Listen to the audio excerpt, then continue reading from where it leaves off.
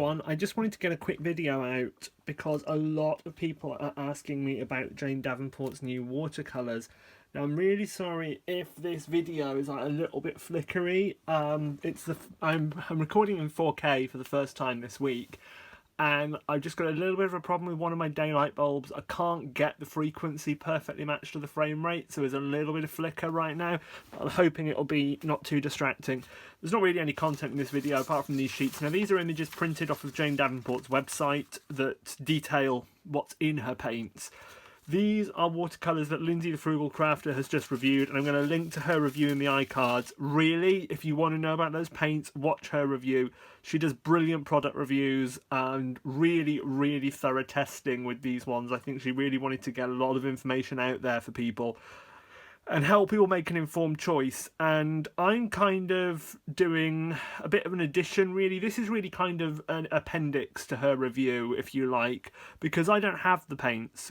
So first thing I'd like to say is if you work for Michaels or Jane Davenport, or you know anyone who does, I'd really like to try these out for myself to review, to get it out there for you guys, because I've been having so many emails and comments, people asking me to do this. The problem I've got is to get them, I have to order them from Jane Davenport because I can't get them from Michaels, because Michaels don't dispatch to outside the USA. Thank you, Michaels.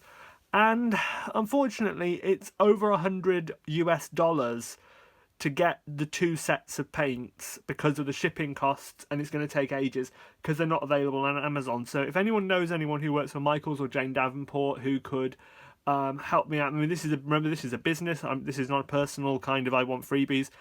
This is a business. If anyone out there can help me out with that in any way, anyone I can talk to at Jane Davenport about getting some for review, I'm willing to pay. I'm willing to pay for shipment or whatever to get some review copies. But what I've done over on my website, which I'll link in the iCards in the appropriate times, I've done a really thorough paint by paint pigment breakdown of the two palettes that are out there.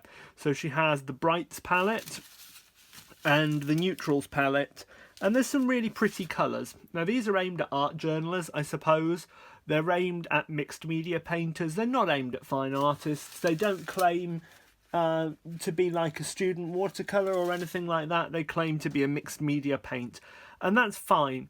There are some pigments in here that are not going to be light fast, really, so you might not want to put these things on display because you might be disappointed in what happens to your artwork.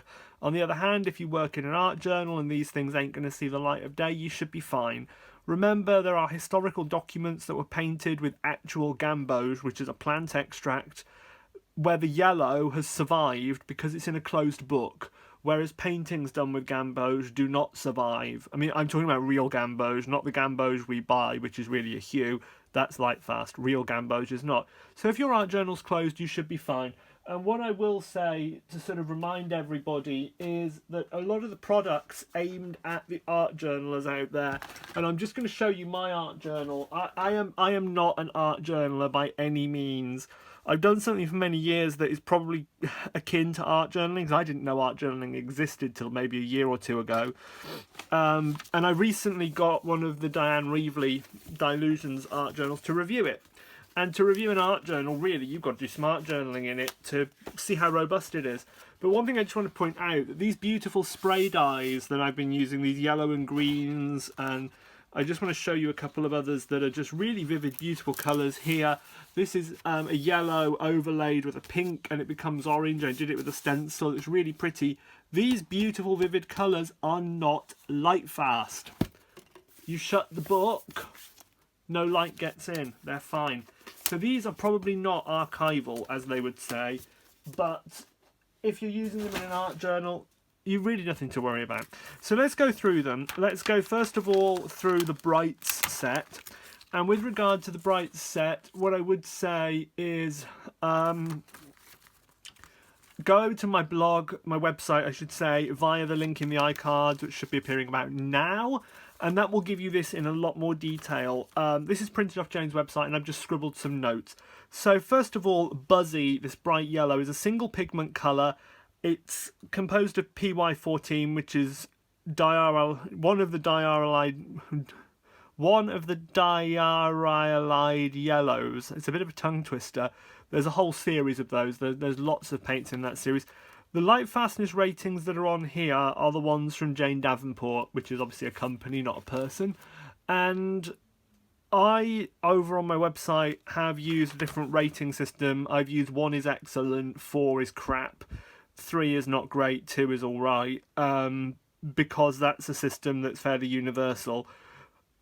Remember, the ratings on my website are ratings for the pigments, not the paints. And what I mean by this is, for example, if we were to take, this uses quinacridone deep purple PY122, it's an acrylic paint in a tube. If I took that pigment and looked at the light fastness rating of it, it's probably lower than the light fastness rating of the paint, because the actual acrylic protects the pigment a little bit. Sometimes you get the opposite. If there's a lot of lithopone in a paint, which is an extender, you can get the opposite, where pigments become less light fast. So I can't comment on the actual paints because I'd want to try it myself. I can only comment, I'm afraid, on the pigments. So light fastness of that one is not going to be fantastic, but it's a nice bright yellow. It's probably going to mix well. It's a single pigment, dye based. It should be fine. Ladybug's a weird one. It uses a pigment red 57:1 lithol rubine. That's a lipstick pigment, food colouring pigment, found in Crayola paints. It's the kind of pigment that is used where children are going to be around. It's non-toxic, you can eat it, you can put it on your lips. It's found in makeup. That's fine. It's a nice red. It's not brilliant in terms of opacity. Relatively light fast, not fantastically light fast. You shouldn't have an enormous amount of problems with it. Single pigment again.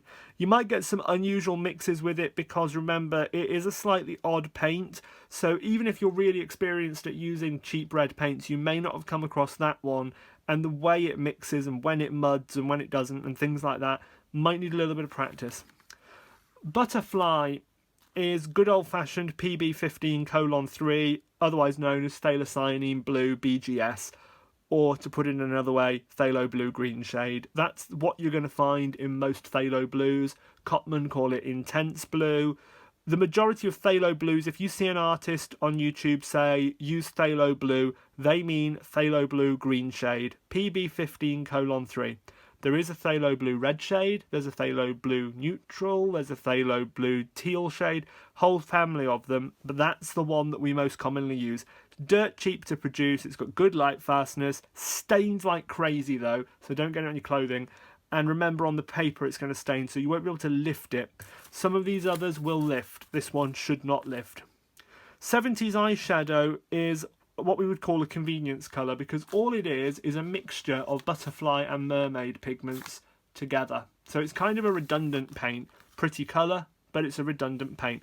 And all it is phthalo blue green shade mixed with phthalo green blue shade, phthalocyanine green BS, PG7, which is what mermaid is composed of. Very similar chemically, good light fastness, it stains and everything else. It's a nice green if you want to make nice tones, mixing it with things like yellow ochre. You can make some really interesting greens with it. Won't necessarily give you that green the most vivid and sharp yellows because it's very blue biased. I find personally, if you want a really vibrant yellow, you want the other phthalo green yellow shade, which is not included in any of these paints. So if you do want to do some mixing, go ahead. But the important thing to say is these paints are not designed for people who want to do mixing. These are designed for people who want to slap these colours into their art journal and not have to think about how do I get this shade by mixing these two. Convenience is there because that's what this market wants. So I've kind of covered those three all at once. Jiminy, again, should be moderately light fast but not brilliant. It's diaryl yellow from Buzzy mixed with the PB, phthalo blue green shade, PB15:3 from Butterfly. So it's a convenience mix really of Butterfly and Buzzy. So again, a bit of a redundant one, but it's a very pretty colour, and I've seen Lindsay the Frugal Crafter's use of it in her review, and I really like that colour. I think it's really very pretty. Now down to the bottom row, I'll just fold these over so that they fit a bit better. We've got two that use the same pigment. These both use rhodamine 6G, which is a fluorescent, low light fastness, really quite poor light fastness paint. It's a pigment that's fluorescent, and that means it interacts with UV light. You can watch my video linked in the iCards now to learn about what fluorescence is and what it means for a pigment to be fluorescent. Anything fluorescent is naturally going to be very, very, very poor in terms of light fastness, because every time light hits it, a chemical conformational change happens. And if you think about it, it's kind of like every time light hits it, it's like a door opening and shutting. The hinges are going to wear out if it's in bright light, because it'll be opening and shutting all day long, right? So Best Friend and Fairy Tale both use it. They're reported here as slightly different light fastness, and they're obviously different colours. What Lindsay suspects and what I suspect is that Best Friend, I think is the right one, has probably got another rhodamine, rhodamine B, which is B for beta or Bravo, BV10, Basic Violet 10, which is not usually declared in the pigments because it's actually used almost to dye the gum arabic in a way, so it's not reported as a pigment. So that would make one of these two very similar to Opera Rose, where exactly the same thing is done, except the main dye is a phthalo green. Sorry, it's not. It's a quinacridone violet. What am I talking about? It's quinacridone violet, and then you've got the rhodamine B in there, and that's what gives it that beautiful, vibrant colour, but very poor light fastness. Frida is a lovely red. It's PR170 Naphthol Red AS. You get this in acrylics, but you don't get it in watercolours so much, except in kind of like cad red hues that you might find in student paint sets. It's going to have relatively poor light fastness. It's a nice red. There's nothing really wrong with it. Like most of the colours we've got to so far in this set, in fact all the colours we've got to so far, these are all dye based, so you're not going to get any granulation. You're going to get lovely flat colour, and you're going to get a lot of vibrancy. That's the one thing you'll really get with this set. There isn't that granulation and so on. You're going to get lovely, vibrant, warm colours. You're going to get a little bit of granulation, possibly, with this one, Mystic. Mystic has got poor light fastness and is composed of two pigments. You've got dioxazine violet, which is the only pigment in Royal. It's a really intense violet. It's a dark midnight violet. It's very beautiful. Light fastness isn't great. This one also contains PB81, which is cobalt tin alumina blue spinel. Very similar structurally to the true cerulean blue. I think they're kind of using it as a cheap version. I'm very tired. I'm so sorry. It's probably being used as a knockoff of cobalt blue or cerulean blue because it's a cheaper thing to produce. It's got tin chemically substituted in the structure, makes it a bit cheaper. You're probably going to get some granulation with that, which will probably look really beautiful against the darkness of that dioxazine, which will be nice. The dioxazine violet, of course, is here. And then ink, which is very similar to indigo in many other lines. You've got a mixture here of PB27, which is Prussian blue. Now that's got an interesting light fastness. People say, oh, it's fugitive, it's got low light fastness. It doesn't. Fugitive means that which runs away, which is why we call an escaped convict a fugitive when they run away from jail. What they mean by that is it fades, it disappears. That's what would happen with some of these others. With Prussian blue, it's a bit different. It's actually light reactive. So when you've got bright light shining on Prussian blue, and you can try this for yourselves, put some Prussian blue on a bit of card, leave it in bright light for a long time. And when you look at it, you'll see it's got a brown tinge to it. Take it away from the light and put it in the dark, and a few hours later it goes back to normal. So it restores, so you don't need to worry about it quite so much.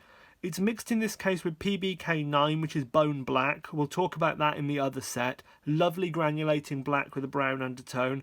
And PR101, which is synthetic red iron oxide. So what you're going to get there is something very, very similar, but not quite the same as the indigos you get in other sets. And if you mix Prussian blue with red iron oxide in the form of something like burnt sienna, you're going to get a really lovely bluish grey. Add bone black into that, you'll get granulation as well. So that's going to be a really nice granulating, intense dark blue. Probably a lot of fun to use that colour. On to the other set now, the neutral set.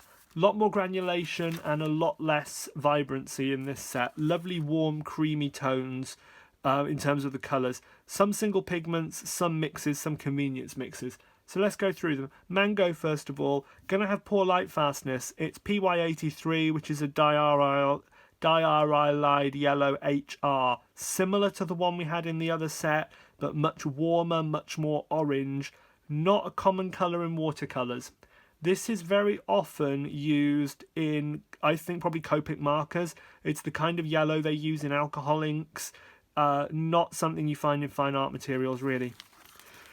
Apple is a mixture of two naphthol reds. You've got Pigment Red 112, which is naphthol red ASD, and Pigment Red 170, which is naphthol red AS. One's a little warmer than the other, so the two together give you a bit more of a neutral, bit more of an apple-y red.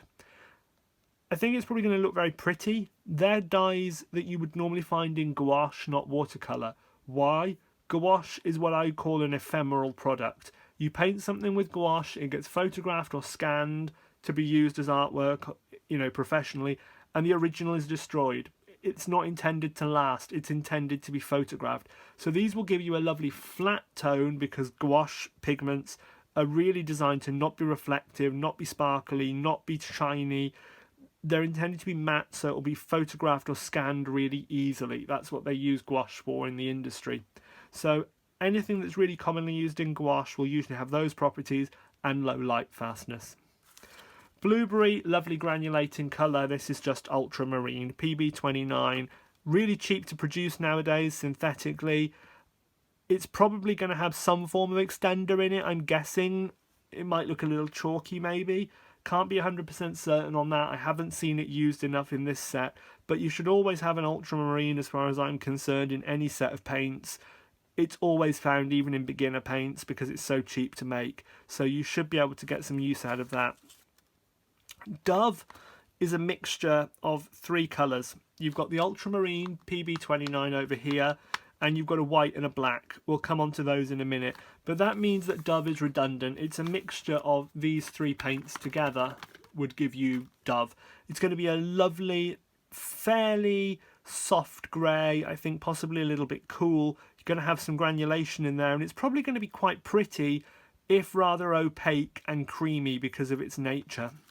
The reason it's opaque and creamy is PW6 titanium white. That's a lovely opaque, clear, bright, vibrant white that is universally found in all paint sets worldwide.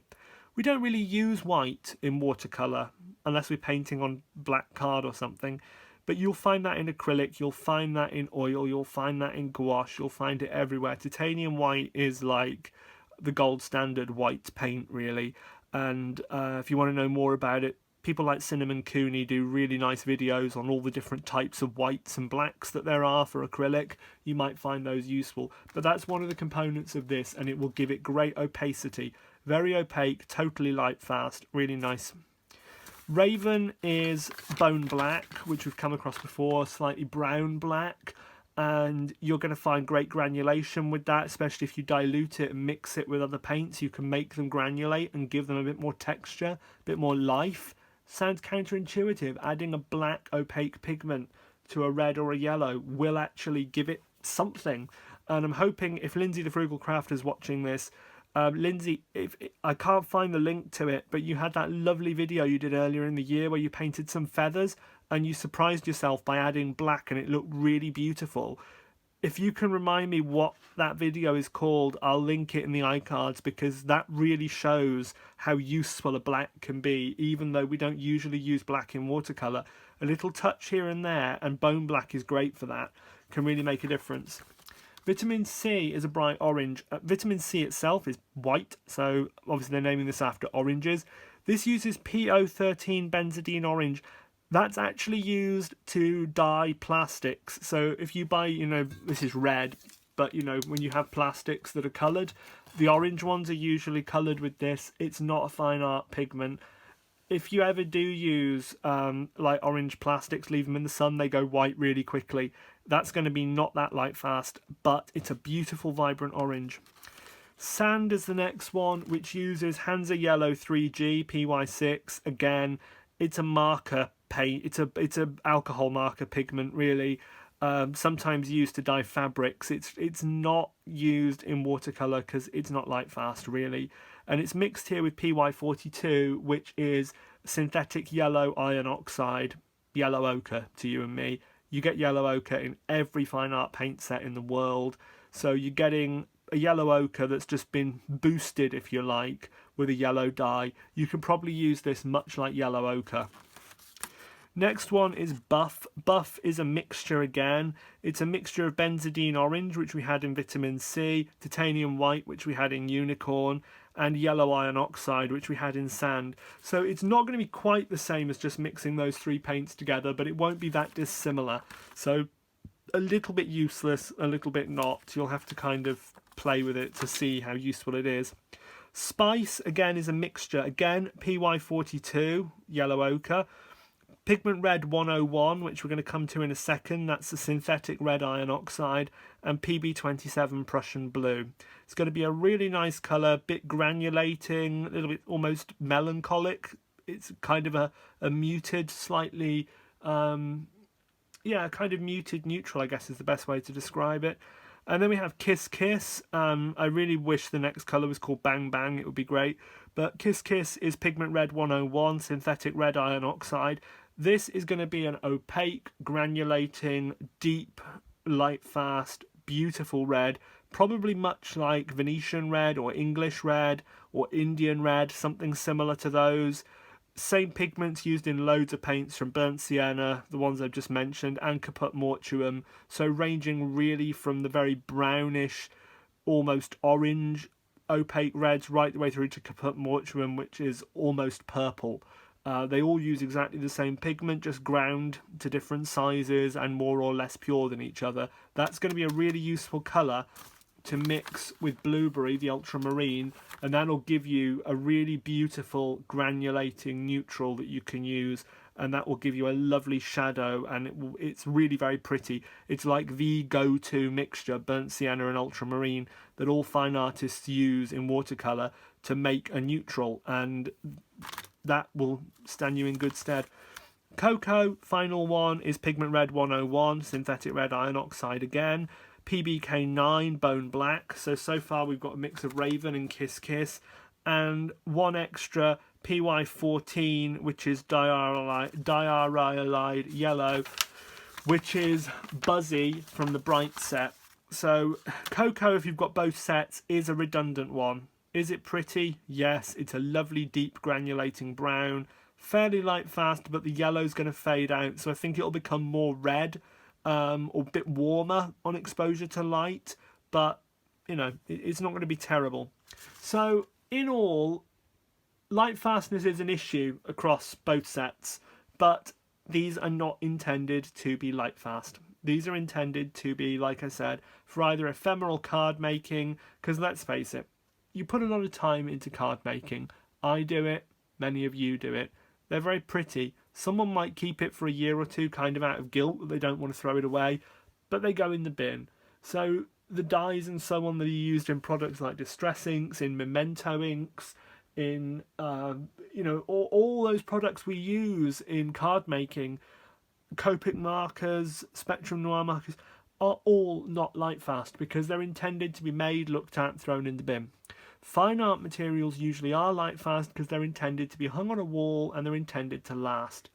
Art journaling's kind of almost in between the two because it's intended to be kept but closed. It doesn't see the light of day. So it's been great for manufacturers because they don't need to worry about light fastness. What they need to worry about is giving you variety of colours, vibrancy, things that are not going to need any mixing to be useful. If you look at the Prima watercolours, most of those you use with very minimal mixing because they've already mixed loads of really nice colours for you.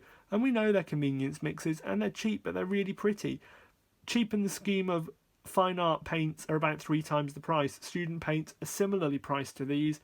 I would classify these as a good student level kind of paint in terms of what pigments they're using, for the most part, on the understanding that it's ephemeral.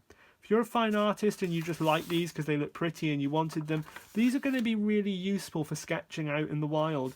I would use this set if I was sketching near the beach, or sketching anywhere that doesn't really have grass, cliffs, old buildings, castles. Sketching buildings would be really useful for it. It could be good for urban sketchers. This one a bit more for if you're doing something near where you've got greenery, trees, flowers, botanicals, beautiful skies. I almost see them as a summer set and a winter set. If you were doing urban sketching or just sketching outside, and then you intend to bring the sketch back to the studio and use the fine art materials to make a proper painting, if you like, from it. So by all means, get these. Just know their limitations, know what they do and don't do. If anyone out there can hook me up with Michael's or Jane Davenport's company, I would really like to get hold of these for review purposes. So please, if you can do that, please do. And if you're kind of new to me and my channel, because I've noticed since, well, actually Lindsay told me earlier today that since she kind of mentioned these on her channel, she's had a load of new traffic of art journalists that she never really had before. So if you're new to my channel and you're interested in colours and how pigments work, my colour chemistry series has a playlist, which this is part of. Watch it. You might find that you'll learn a bit more about how pigments work and so on. My website usually kind of underpins what I do. I have tutorials, I have product reviews. If you want me to review a product, if you want to know more about a certain paint, put it in the comments down at the bottom, and I will usually reply to you. I tend to reply to most people if I can. The only time I don't reply is if someone else has already asked the same question on the same video. That's how I roll. Please subscribe, please like the video with a thumbs up, and that helps me, and that helps me to help you. And I can't do it yet because these products are not actually available from Amazon at the moment, but when they are, I will put in the video description affiliate links to them so that you can buy them, and I'll get a tiny bit of the proceeds back from Amazon, which I then reinvest in the channel. It's what keeps my channel going, and it doesn't cost you a penny more to buy anything via that kind of system rather than just going to Amazon Direct and buying it. So thank you all very, very much, and good evening. And like I said, if you want to know more, go over to my website with the links that were in the video, and they will expand exactly what I said in much more detail. Thank you and good evening.